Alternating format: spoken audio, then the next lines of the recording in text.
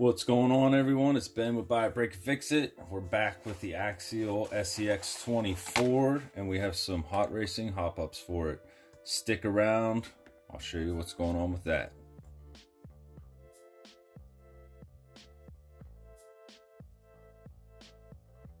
Front and rear adjustable shock towers. SCX24. This is SXTF28301. Hot racing, and that also includes the plate for the ESC, I believe, and the front shock towers. I think that's what they are. Yeah, I believe so.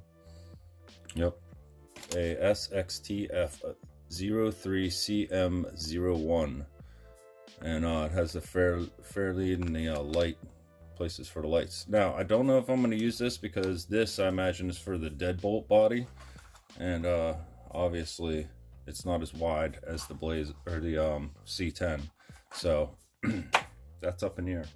Skid plate SXTF133M01 hot racing skid plate, aluminum. I really like these parts. I'm a hot racing fan. I like their stuff. SXTF3201 aluminum. So that's the hinge mount for the rear.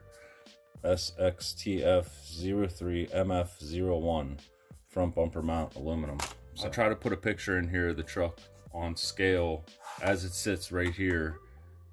Try to put that picture in there and see what it weighs, and then after I'm done I'll do the same thing. So today we're going to do front bumper mount, rear bumper mount, and body support. Let's start with the front bumper mount.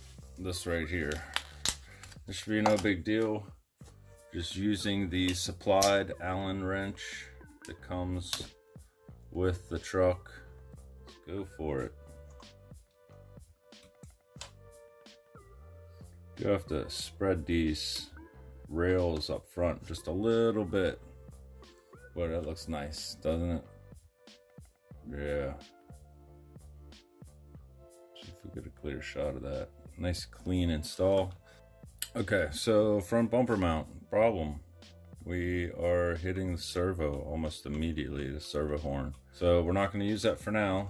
I don't know if the deadbolt's any different. A friend of mine has a deadbolt, so we're going to have to check it out and see if maybe it's set up for the deadbolt. If the deadbolt, maybe the frame's longer in the front a little bit. I have no idea.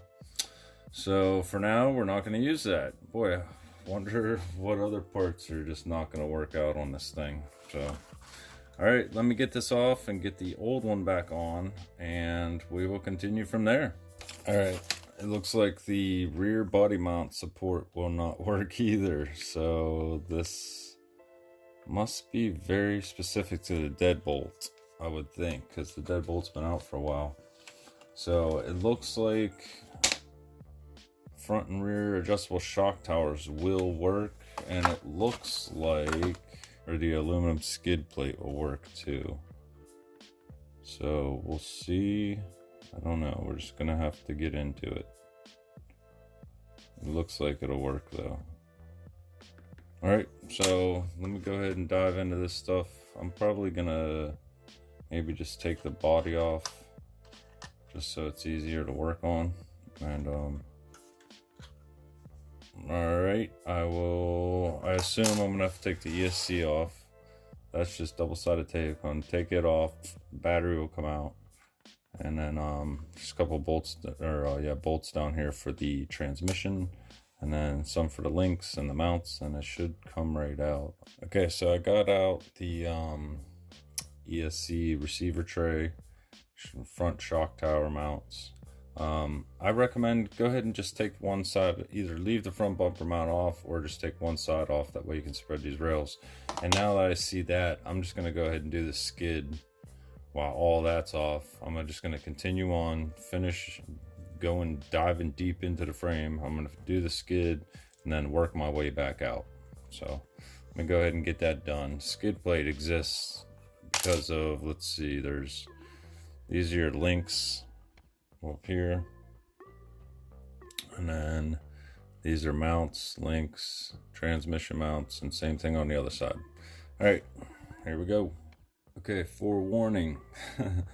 This thing is a bear to get in. So What I did was I did my bottom links on each axle first and on the plate, and then I mounted the plate, the skid plate, on the frame rails, and then I lined my drive shafts back up, and then I mounted my top links. And yeah, it just definitely takes a little bit of patience. Now, I was missing a screw out of here too. Each pack of the Hot Racing comes with, you know, the screws that you need to do whatever, but I was missing one screw. It was a short screw. Your long screws go where your link hookups are, and your short ones go elsewhere. So I was missing one, but so far so good. It's in. And next will be the front and rear adjustable shock mount and the ESC tower, I guess you can consider it. All right, let's get on it. Okay, and this fits up in there nicely. So this, like I said, is the ESC tray / shock tower mounts / body mounts, all that. I think they're listed as front and rear adjustable shock towers. So just know that if you do the towers, it comes with the plate also. Okay, so I got that on there, and that brought the shocks back a little bit. That's nice. That should help out with some things. Yeah, installation went okay with this. Some things I didn't use are like the pivot ball posts for the shocks. I just used the stock ones. It's just my preference at this point, so you do whatever you want. They come with these little collars and some longer screws. I chose not to do that. I got the front on, so let's go ahead and get the back on. If you can see, it did lower just a little bit. Let's get this back done. All right, we got the front shock towers, adjustable shock towers, which made our spring and our whole shock assembly come back a little bit. We got our rear shock towers on, which are very nice too. And of course, everything has the HR brand logo on it. All right, well, there you have it. I will I'll put up a still picture right here of the weight now that it has all the aftermarket aluminum parts on it. Here's 13 grams heavier, so that's good. The front definitely sits lower. I would say for sure the front sits lower as of right now. I do have the Hot Racing shocks order for these, and then Shen RC has a deadbolt SCX24, and he did a shock upgrade where he just did a little bit of sticky grease down inside the shock bodies itself.